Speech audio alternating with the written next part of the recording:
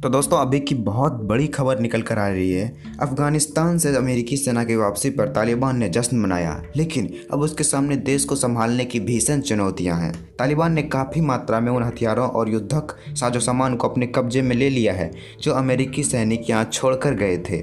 अमेरिकी फौज की वापसी के बाद तालिबान के प्रवक्ता जबीहुल्लाह मुजाहिद ने कहा कि दुनिया ने एक सबक सीखा है, यह हमारे लिए जीत का सुखद पल है। लेकिन जानकारों का कहना है कि अगर तालिबान अपने देश पर ठीक से शासन करने को लेकर गंभीर है तो उसकी ये खुशी ज़्यादा दिन नहीं टिकेगी। उसके सामने बदहाल अर्थव्यवस्था, चरमराए हेल्थ केयर और कूटनीति को संभालने की गंभीर चुनौतियां हैं। साथ ही देश में तालिबान विरोधी ताकतों ने भी अपनी सक्रियता बढ़ा दी है।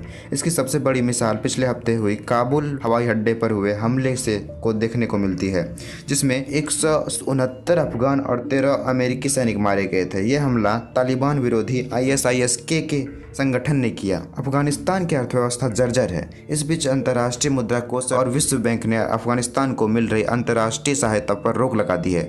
इससे तालिबान सरकार के खजाने में तुरंत नकदी का संकट पैदा होगा। यूरोपीय यूनियन ने अपने यहाँ जमा अफगानिस्तान के अरबों यूरो की संपत्ति को जब्त कर लिया है।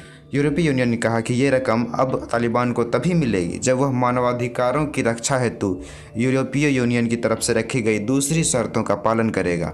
अमेरिका ने भी अपने यहाँ जमा अफगानिस्तान के अरबों डॉलर की रकम को फिलहाल रोक दिया है। यूरोपीय टीवी चैनल यूरो न्यूज़ की एक रिपोर्ट के मुताबिक इन कदमों का असर यह हुआ कि अफगानिस्तान ने बैंकों में रकम निकालने की सीमा तय कर दी है। उधर सरकारी कर्मचारी का कहना है कि उन्हें महीनों से तनख्वाह नहीं मिली है। गहराते संकट के बीच अधिक से अधिक अफगानी देश को छोड़कर भागने की फिराक में है। फिलहाल इस रिपोर्ट के मुताबिक देश में मेडिकल उपकरणों की सब पहले से कमी है।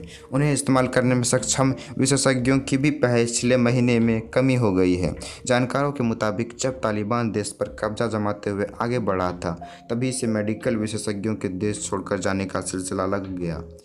उधर लंबे समय से जारी सूखे के कारण अफगानिस्तान के कई इलाकों में खाद्य सामग्रियों की भी भारी कमी है। इसलिए ऐसा भी हो सकता है कि अफगानिस्तान में भुखमरी की स्थिति उत्पन्न हो सकती है। इस बीच तालिबान के सामने कूटनीतिक मोर्चे पर अपनी वैधता साबित करने की कठिन चुनौती भी है। तालिबान लगातार यह कह रहा है कि अमेरिका सहित तमाम देशों के साथ अच्छे संबंध रखना चाहता है, लेकिन अमेरिका और दूसरे विकसित देश यह कह चुके हैं कि वे तालिबान के बारे में अपनी राय उसके व्यवहार को देखते हुए बनाएंगे। अमेरिका और उसके साथ देशों ने कहा कि अब आतंकवाद को रोकने, महिलाओं सहित सबके मानवाधिकारों की रक्षा करने, अल्पसंख्यकों की रक्षा करने और सभी पक्षों को शामिल करते हुए अफगानिस्तान में समावेशी सरकार बनाने की जिम्मेदारी तालिबान पर है। इस मामलों में उसका क्या रुख रहता है, इसके आधार पर ही इसके बारे में फैसला किया जाएगा कि बाकी सारे देश तालिबान के साथ कैसा संबंध रखते हैं। और भारत में भी यही कहा है कि वो भारत के आंतरिक मुद्दे में ना पड़े, भारत के लिए अपनी ज़मीन का आतंकवाद के लिए ना यूज़ होने दे, तो भारत भी उसका भी सही संबंध रहेगा। ऐसे ही डिफेंस से रिलेटेड न्यूज़ को देखने के लिए हमारे चैनल को सब्सक्राइब जरूर कर लीजिएगा।